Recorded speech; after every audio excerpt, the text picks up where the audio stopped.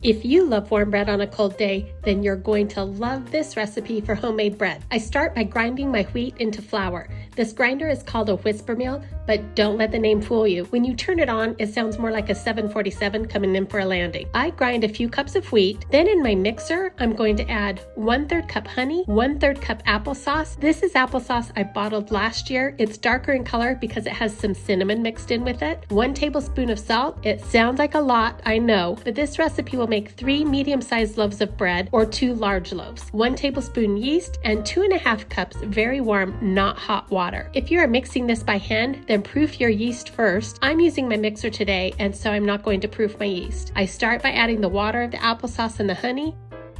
Then I add the salt, a couple of cups of the freshly ground flour, and lastly, the yeast. If you're mixing this by hand, add your proof yeast first, then another 1.5 cups of the very warm water. Mix together, then gradually add more flour. I use the wheat flour and then I supplement that with enough white flour until the dough is a good consistency. You want your dough sticky, yet manageable. If you're using a mixer, you'll know your dough is ready when it starts to clean the sides of the bowl. If you're not using a mixer, just go by how manageable your dough is. Sprinkle a small amount of flour onto your countertop. You don't want to use a lot of flour or it'll make your bread heavy.